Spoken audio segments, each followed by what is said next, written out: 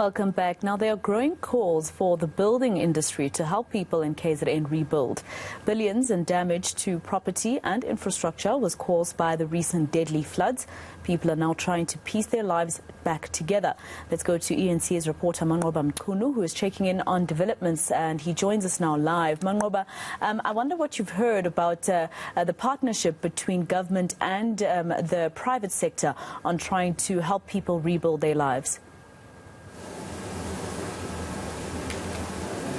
Well, of course, Masiho, this is what we've been hearing over the past few weeks. You recall that there have been quite a number of calls for the private sector to assist government in trying to rebuild this particular province. Of course, it will take billions of rands to try and rebuild some of the infrastructure that was actually severed by the floods. Or, in fact, the government also saying that it might even take months for that infrastructure to be fixed. But I'm here at what was a briefing by Operation Dudula here in KwaZulu-Natal, where they've also laid out some plans to try and assist the government in rebuilding the province. In fact, they've introduced a number of young professionals who they say are being overlooked by government when it comes to job opportunities here in the province. And these are professionals that include nurses, they include engineers, as well as architects, who they say that over the past years they have been unemployed. They've been trying their luck in trying to get jobs here in the province, but have not been employed by government. In fact, they're saying that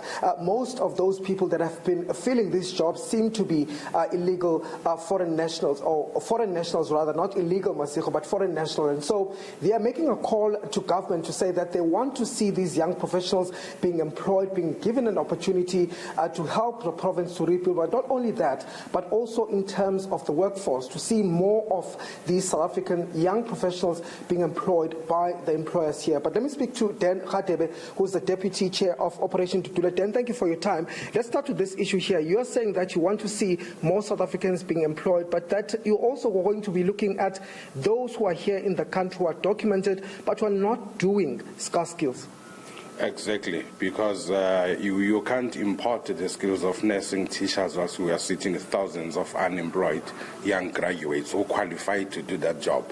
Hence, we are saying the government owes the people of South Africa an explanation as to how did it happen for these teachers and nurses and engineers to be overlooked in preference of foreign nationals to come and do the jobs that they qualify to do. So let me understand this clearly. You're saying that it's not only going to be illegal or undocumented migrants that you'll be looking into now, but also those that are employed, that are currently employed in jobs that you say are not necessarily skills that this country does not have. Exactly, because it is very important. As Operation Dudula, if we are saying that we are reclaiming the economy and the country back into South African hands, and then how come we've got nurses that we cannot even hear the language that they speak, whilst we've got unemployed nurses? So that is one critical aspect of reclaiming the economy. South Africans cannot be spectators in their own country when it comes to economic activities and job opportunities. And in terms of, you've also lent a helping hand. You're saying that these young professionals that we saw here today are going to assist in rebuilding the province? Yes, they are volunteering their services to assist the province in rebuilding after the disaster. So we are saying to Mr. Count and Mr. Zegalala, there are your children, there's your youth who are properly qualified to do the job. They are saying they want to assist you, volunteer their services. Don't overlook them, because eventually it will give them an exposure and demonstrate that they are capable, and which will prove that there's no need for the country to import such skills that we have in the country.